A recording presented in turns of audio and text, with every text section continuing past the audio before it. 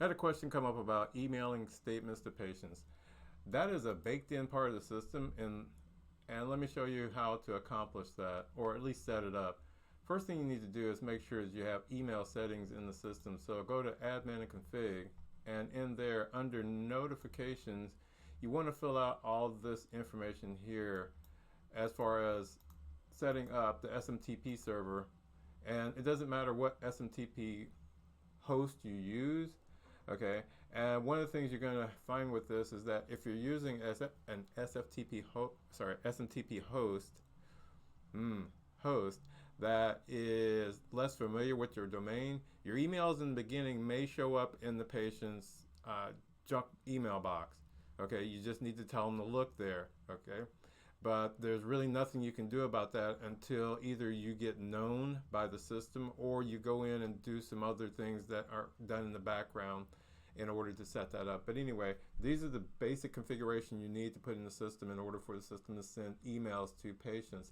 The next thing you're going to need to do is in the patient's chart, you're going to want to go here, and this is version 702 that you're looking at. Under contact, make sure you put an email address in both the contact email here and put it in the trusted email here, because the system uses both of these email boxes to do certain things. So the best thing to do is put the email address in both of these boxes. Also go to choices, and you want to say allow email, change that to yes, and then allow mail messages. Oh, well, that's regular mail, so don't worry about that. And then that's the only one you really need in order to send emails. But in the future, you might want to think about connecting via SMS. We have an SMS module that you can install in the system, and then you can have two-way conversations with patients, not just a one-way conversation or a one-way communication where you're just sending out the appointment notices, but you can talk to the patients in the system without using your personal cell phone. You can contact us about that later. So once you've done that, save that, then you're able to send statements to the patient. In order to do that, you would go to fees, and then you would go to posting payments. This is where the statements occur. You want to do due patient, okay?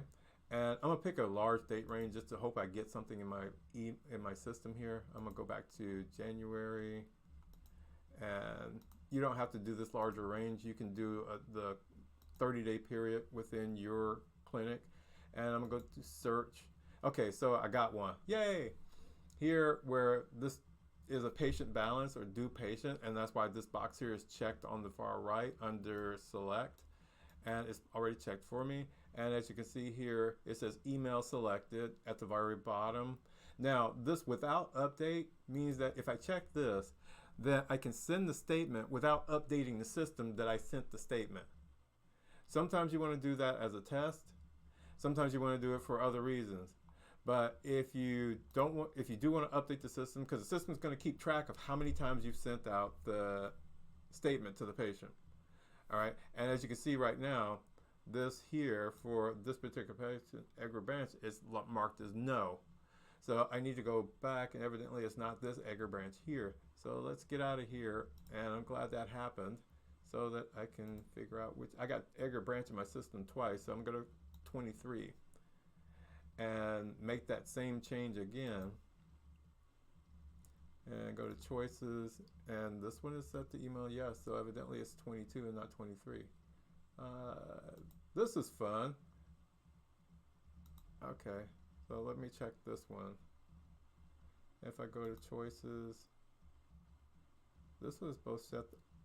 Oh, well, this is embarrassing. Maybe that no isn't about the email address, or maybe I've already emailed them or didn't email them. But I tell you what, what's going to be the fun part to do is find out. So if we go here, posting statements, and this is where you would send them out. Go ahead and test it out. You should be able to send out statements. I'll go back and try to figure out what that yes or no at the end is for, and I'll put in another video to let you know how that turned out. Thanks for watching.